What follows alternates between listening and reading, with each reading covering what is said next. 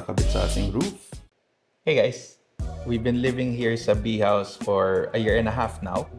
And we're very excited kasi nandito na tayo sa parang second phase ng aming bahay. Ito ang future-proofing of the Bee House. So the first step we did was last week, nagpalagay kami ng pump. No, yung pump na yon is para mahigop yung aming rainwater encatchment na naipon na tubig doon sa rainwater encatchment. So what does that mean? Pwede kami magdilig dito with recycled water na galing sa ulan. So yung pump, higupin niya kasi nakabaon yung tank. Tapos yun, libre na yung pandilig namin kasi sobrang takaw sa tubig dito ng mga plants namin we live in Antipolo now eh. So yun. Swerte din, I think last year kasi sobrang daming days na umuulan. So marami pala kaming naipon na tubig. Akala ko konti lang eh. Madami-dami naman pala. Pwede namin siya gamitin. Surprisingly, di ba sabi mo hindi siya madumi? Malinis siya actually. Sobrang linis as in crystal clear. Nagulat ako kasi may filter na yun na-attached eh. So galing sa mga roof namin, mga alulod, pagpunta doon sa rainwater encatchment, super linis na niya. So, yun. Apparently, pwede namin siya gamitin for other things. Like, pwede daw siya pang laba, pwede din daw siya pang linis ng mga sahig. Pero, pandilig muna. Pandilig muna. Test muna natin. O kasi di ba, rain is acid rain eh. Dahil sa mga chemical na in our atmosphere na yung pollution. So, unti-unti, but plants love rainwater. No, medyo pumaplantito naman kasi ako. Ang dami ko ditong mga tanim. So, yun. Now, that was the first part. Yeah. Yung second part, kasi kaya kami in phases, pinag-ipunan muna namin. Matagal na yung tangke, wala kaming pump. I think, napag-ipunan ko na yung pump. Okay din na, in phases siya. Kasi syempre, di ba, day one, hindi naman lahat parang ayos na. At least that's for us, yun yung ginawa namin. Kahit ito din sa bahay, after na nakalipat, ang dami na rin naming mga inurong, mga parang ni-layout. Kasi nga, syempre, as you live in the house, nothing is permanent. So, kung ano yung okay na feeling ba. So, halong yan eh. Feng shui, saka practical na, kunwari, ay, tatamaan ko tong mesa pagka nakaganitong ayos. Like yung sa office ko, nakailang ayos ako kasi nga parang laging masikip. So, pagpapasok siya doon, parang hirap siya umupo or tumambay. Ngayon, sobrang okay na yung layout niya. And even din sa masters, parang we're moving some stuff. So, ngayon, we are moving into that phase na may solar na kami. Yun, nagpapakabit na kami ngayon ng solar. This is via SolarWorks. Yes. No? So, I think for a year, nakita na rin namin ano yung average consumption namin. And parang, nakita namin kung ano yung months na sobrang lakas namin gumamit ng kuryente with whatever appliance. And then, nakita rin namin anong months yung pinaka-efficient kami. So, ngayon, sabi ko nga, saktong-sakto kasi may init pa, maaraw palagi. So, magiging helpful pa yung solar sa bahay. Later, sa video namin, we are interviewing the engineers who are installing our solar system. Our solar panel system dito sa Bee House. No? Itanong natin, ano kaibahan ng on-grid sa hybrid na system? Meron pang off-grid eh. Pwede natin tanong. Kung kailangan ba talaga ng battery? What is the best system for your house? Ano mga cost repercussion and savings na magaganap kapag nagpa-solar ka? Kami excited kasi meron kaming EV, hybrid kami na kotse. Excited din ako kasi sobrang taas ng kuryente natin. Itong huli, grabe talaga. Na-bill shock kami kasi galing kaming condo eh. Yung condo namin dati, ang mura ng kuryente. Pinakamahal yung ngayong month ever since lumipat tayo. Well, because of the fuel crisis also. Nagkaroon ng time na daily na namin charge yung kotse namin, hindi na kami nagpapagas. Yes. Ayun, yung fuel crisis, mukhang magulo na naman doon sa Middle East. So, di natin alam kung kailan matatapos. Pero grabe talaga yun. So, I think I'm really excited for the solar panels to be installed and gumana na siya. Kasi nga, makakatulong siya sa bill namin. Sobrang taas talaga ng bill natin. Almost all of our neighbors here sa village, SolarWorks ang gamit. Kilala na nga sila dito sa gate eh. Lahat ng sinabi nila sa akin ay totoo. Meaning, number one, super linis nila magtrabaho. As in, hands-on yung owners, nandito sila. as in sila yung nag-aayos para magkabit. And also, kunwari, di ba, minsan, ay sir, maraming dadaanan, maraming lulusutan, extra ganyan. Sila hindi, sabi nila, no, all in. Kung ano yung sinabi namin quote sa inyo, di nagagalaw yan. Di So, saka, ang dami rin nilang nakasagot na questions natin. So, lahat, para at least, klaro, hindi yung, "Ay, hindi, basta nakakabit yung solar, okay na yun." ay, yan. So guys, andito na kami ngayon with Engineer Elaine of Solar Works. Tadyan! Good Yeah. afternoon, everyone. Thank you for the opportunity Oo na naman. masama kami sa vlog. Ito rin gusto sumama. Yan, Engineer, we're very excited. Ang tawag namin dito is the Bee House, no? The Bee House. We're very excited na is-solarize. Solarize ba ang tawag natin dyan? Yeah, solar-powered Is house. solar-powered house na ang The Bee House. Okay? So we're very excited to work with you. Pero maraming tanong. Bago pa namin ipakabit itong solar or bago pa tayo mag-start, ang dami na nagtatanong, ano nga ba ang solar at paano sino-solar power ang isang bahay? Okay, so first and foremost, there are 3 types of solar systems. So number 1 is the grid tie. You're connected to Meralco. When you say grid, you are grid dependent. So since wala siyang battery, kung mag-brown out si Meralco, brown out ka rin even if the sun is up. Even if the sun is up, Yes. brown out pa rin kami. Brown out ka rin because you do not have backup power, which Okay. is the battery. The battery. And then number 2 is off-grid. We call it off-grid because you are off the grid. Hindi ka connected Yun yung ni number Meralco. 2. Ni Meralco. Oo. You are not connected to Meralco. And then, mas applicable siya sa mga islands or remote areas na wala si Meralco or wala si grid. The Solar Works also provide? Yes, for the islands okay. all over the Galing, Philippines. ah. Okay. So, kunwari mayaman ka, may Okay. binili kang island dyan sa, biglang gusto mo pa off-grid, pwede yes, yun. pwede yun. Okay. So, basta meron kang battery because from the solar panels, pag harvest niya, it goes down to the inverter and then the inverter converts the solar or the sun power to your battery. Oh. Okay. I-store niya sa battery. So, kaya meron kang kaugalingong parang power plant. And then the number 3 is the hybrid. Hybrid. Okay. So, the hybrid is the combination of grid tie and off-grid, yung 1 and 2. So, kung mag-brown out or kung may power interruption automatic, mag-fail over siya sa emergency circuit natin. We will use the battery power.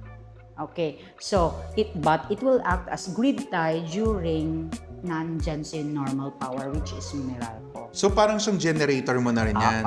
Actually, parang we call it backup power.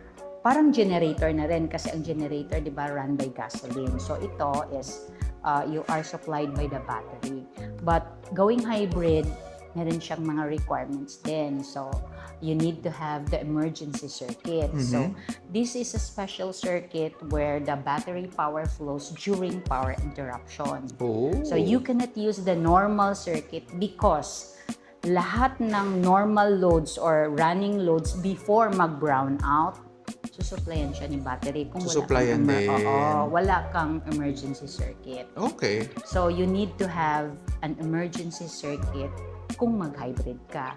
So, Okay. in the future, kung ready na kang Yes. mag-hybrid, we have to put the emergency circuit. Well, para sa inyong kaalaman, kami dito sa Bee House, kami ni Trixie, ginamit muna namin is yung may abang lang sa Hybrid hybrid. ready. Hybrid ready lang kami, hindi pa kami hybrid kasi hindi pa ready ang aming funds. So, No.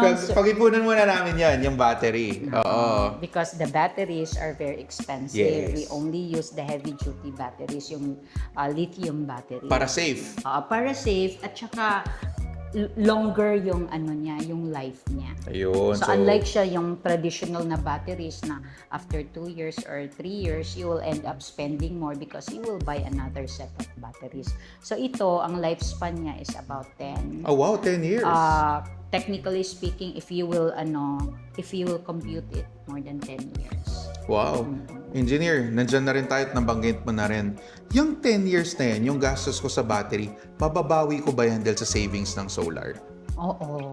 Okay. Oo. Kasi dapat when you go solar, we always recommend to apply for the net metering. Net metering. Oo, because- Wait, what is net metering, engineer? Okay, Yan. so maganda yan. So, the net metering is a program approved by ERC, Energy Regulatory Commission, so that you, as solar owners, will be able to sell extra power to the grid. Oh. Which is, when you say grid, Meralco or yung distribution utility company. Kung sino man yung nagdi-distribute sa kuryente sa area So, nyo. you have the option to sell extra power to the grid. Say for example, you have 6.2 kilowatts of solar system, and then you are running only 3.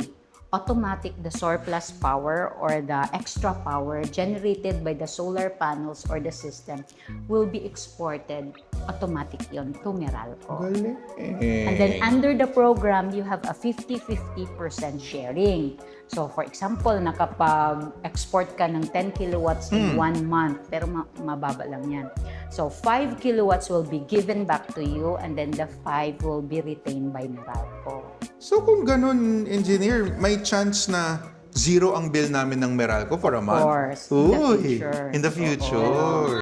Estimate nyo usually gano'ng katagal Okay. yung wait. Sige. Ito kasi, ang mga solar installers, meron silang tinatawag na peak hours. Peak hours. Yung iba, 5.5 hours per day. Ang iba is 4.5. But with SolarWorks, we are very conservative. So, 3.5 lang sa amin. So, meaning from 10 to 1:30 or 10 to 2 can be, yun lang yung kino-compute namin sa aming Ay, yung tirik- payback. yung tirik yung araw. Oo, yung tirik na tirik. Okay. So, yung additional savings mo na lang yung from sunrise going to 10 o'clock, and then from 2 to mga tira-tira nyo na lang. Hanggang mga 4, Oo. mga ganyan. So, to answer the question of ma'am, based sa computation namin, very conservative, it's 3.5 years. Okay. But, based sa experience, wala pang 2 years, nagsi-zero bill na. Actually, may neighbor kami hindi ko napapangalanan kasi mahiyain siya. Wala pang 1 year. Nung Totoo. tumungtong na sa net metering, nag-zero bigla bill Yes, niya. sir. Sa lagyan niya, may hybrid siya na kotse, pareho namin Oo. So, Kilala sabi ko yun. alam ko yan. Tapos, ito ang household nila 3 adults with helper, 2 kids. Ganon. So, 5 tao. Tsaka ang laki ng bahay din, sir. Oo, Like yours. oo. So, kami, na-excite kami. May chance pala mag-zero bill kami. Yes, sir. Actually, sir, meron din kaming ibang clients na within 6 months after na net metering nag-zero na. But with SolarWorks, we do not give parang hopes per Yeah. clients. Conservative, na, oo, conservative. conservative. Depende sa consumption Oo, ng depende bahay. sa consumption. At saka ayaw din naming balikan kami na, sabi mo ganito, ganito. Tama, Tapos tama. hindi kami So, parang additional na lang yon. Happy kami kapag sinabi, sabi mo 3.8 Tama. years. Tapos ngayon nag-zero bill na ako. So Galing. happy kami sa ganyan. At least nalalaman din nila na it's faster than the allotted ROI na period, di ba? Oo. Engineer Elaine, is solar really the wave of the future? Yes. Actually, we are, since 2013, nag-enter na tayo sa solar era talaga. So, solar is already here, but it's very expensive pa at that time. Ngayon, very affordable na. Tapos, meron pang mga companies din na nag-offer ng zero interest and installment. So, depende lang talaga yon. But for me, kung maka-afford ka lang, bayaran mo na kaagad because ang interest niyan is lolobo pa siya. So, yung payback mo, Tama. mas matagal. Tama. Siguro for kasi ang average household daw ngayon sa yung size ng mga bahay nasa 300 square meters na mga bahay. Consumption nila siguro ang average bill is between 12 to 15,000 pesos per month. Mga magkano ang gagastusin nila, engineer? Average lang, ballpark figure ng buong solar system nila. For the SolarWorks, our 6.5 or 6.2 kilowatts is around 378,000. 378,000. Okay. So, Wala pang battery yan, di ba? Hindi pa hybrid. wala pang battery yan. But that's hybrid ready. Hybrid Kasi, ready. Because sa grid tie kasi, it's a little bit cheaper because the grid tie, you cannot put batteries in the future. But in your case, it's hybrid ready. So, all you have to do is add the batteries and then yun na. Alright. Yun lang. So, it's ready na talaga. And then the battery, the hybrid ready inverter is a little bit expensive compared sa grid tie. So, kaya umabot ng 378,000. Tapos hiwalay pa dito yung charge doon sa pag-apply sa net metering, Yes. di ba? So, sa net metering naman, we will process it for you. Just provide all the documents we need and then kami na yung magpa-process. Mga how much ito, engineer? Depende sa house. Depende sa house ulit. And then like sa province kasi is hindi katulad ni Meralco na medyo stricto kasi si Meralco and we have to follow kung ano yung mga requirements nila, mga prerequisite in applying for net metering. So we will use hindi lang ordinary na mga pipes. We at SolarWorks, we use the best brands talaga. So, unlike sa province, mas cheaper sila because naka-PVC pipes yung iba or any other not metal. Okay. Alright. May requirement ba ng area ng house or parang meron ba kunwari minimum kailangan ba ang bahay 150 square meter para magka-solar or wala? No. As long as, kasi ang ginagawa namin is we will check the roof if how many solar panels can accommodate. So, kailangan naming malaman yung space niya para kung ilang solar panels ang mailagay natin. Saka kung may obstruction, kunwari puno, malilim. Dapat direct sunlight talaga siya. Guys, kung may mga tanong pa kayo, we will put the details down below ng contact information ng SolarWorks ni Engineer Elaine, lalo na kung gusto niyo magpa-quote, gusto niyo magpalagay ng solar sa inyong bahay. This really, truly is the wave of the future. No? Kami, excited kami. Excited na ako mag-aircon na during daytime. Kasi tipid kami, kuripot kami mag-asawa. Ayaw namin nag-aircon ng kahit mainit, yung pawis na kami. Pero ngayon, makakaano na kami. Maka-experience. Sobrang yung mahangin yung bahay. Mahangin naman din Mahangin dito. naman. Pero syempre, pag bare months, malamig talaga. Pero syempre ngayon, summer. Summer, Talagang grabe. init. Malapit, 3 days Kawawa na din lang. yung dogs eh. Oo. Tapos El Nino pa. Oo El nga. Nino pa. So yun, Engineer Lane, final words? Gusto mo sila invite? Okay, so if you need more information about SolarWorks PH Corporation, just visit our website at www.solarworks.com.ph or you can send an email to info@solarworks.com.ph.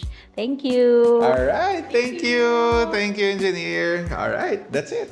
Okay lang yan. Basta huwag nyo tamaan yung kuryente, baka ma-brown out kami, ha?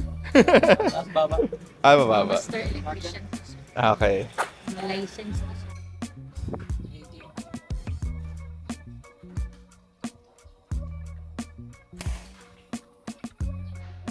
Ay, wow. So, ito yung yung This is the inverter. inverter. Wow. This is the equipment that converts the solar power or the DC power to usable power. The usable power. Galing. So yan guys, nilagay namin dito sa parang utility area namin yung inverter. Yung inverter na yan, dyan na rin, tama no, engineer, dyan na rin dadaan eventually pag may battery na tayo. Dito rin Sa baba ikakabit. natin. Sa baba. So, hopefully makaipon kami kagad para sa battery para in the future. Kasi dito, pag bumabagyo, ang daming puno. Tinatamaan yung mga linya ng Meralco. Nagpa-brown out ng mga 3 to 4 hours. So, eventually, with this, pag may battery, kahit pa paano, kahit electric fan lang at ilaw, kaya naman no? Kuya yung aircon, sir. Kaya It's yan. an aircon as long Oo. as it is inverter type Oh, sa master's bedroom. oh, And then lights of the Oh. entire house. oh. Kita nyo yun? Selected outlets for fuel fans, Wi-Fi, CCTV. Oh, guys, pautang para may battery na ako.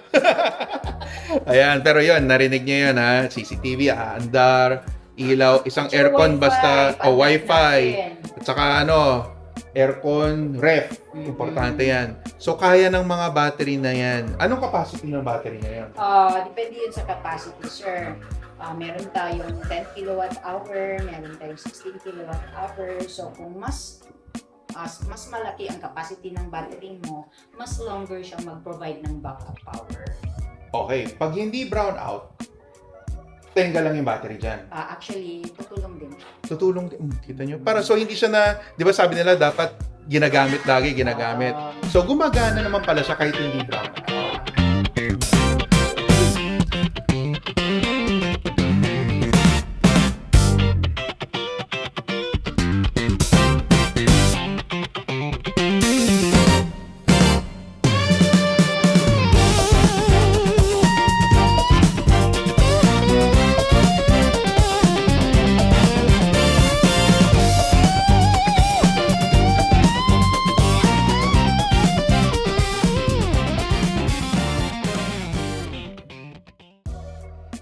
At ito na nga guys, I am very happy na our house is finally solarized. Diba? Solar na kami. Ang saya-saya.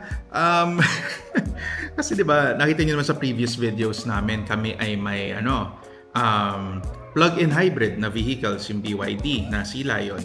Ngayon, tinatiming namin yung pag-charge ng Sea Lion namin ay kapag ka may araw. Yung talagang tirik yung araw. They say the peak hours of your solar panels would be from 10 a.m. to 2 p.m. Sakto, ngayon, papakita ko sa inyo yung app. Kung ano yung mga tumatakbo dito sa bahay ngayon, ha. Ayan guys, kita nyo ba yung app natin para sa ating solar? Kita nyo sa left, ayan, kita ba yan? Kumukuha tayo ng energy, yan, dito. Kumukuha tayo ng energy from, yung solar grid natin. Wala tayong kinukuha sa Meralco, zero.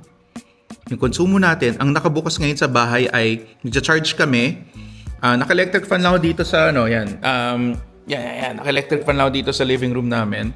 Nag-charge kami ng aming kotse. Tapos may isang aircon na 1.5 horsepower na nakasindi dun sa office ng wife ko kay Trixie. So, yan yung consumption. Yan ang production. And zero. So, pag ganitong oras na napakainit, zero, consumption kami ng kuryente. Ang galing. So, tried and tested. Proven it works. Thank you, SolarWorks. Ang next step na sa aming solar journey ay ang net metering para eventually maging close to zero, if not zero, ang aming Meralco bill, ang electricity bill namin. Makabenta, rebate kami dito sa aming bill. And yun, very, very excited. Guys, is it a worthy investment? We computed you'll make your investment back in 2.5-3 years. So sulit 'yun. Kasi pagka may bahay ka, ilang years kayo titira dito di ba? So yun guys, thank you for watching our vlog about yung ating solar, ang interview natin kila engineer, yung sa installation. If you want to know more, if you want to inquire more kila SolarWorks, just message us. We will put their contact details down below. All right. Thanks for watching, guys. Bye-bye.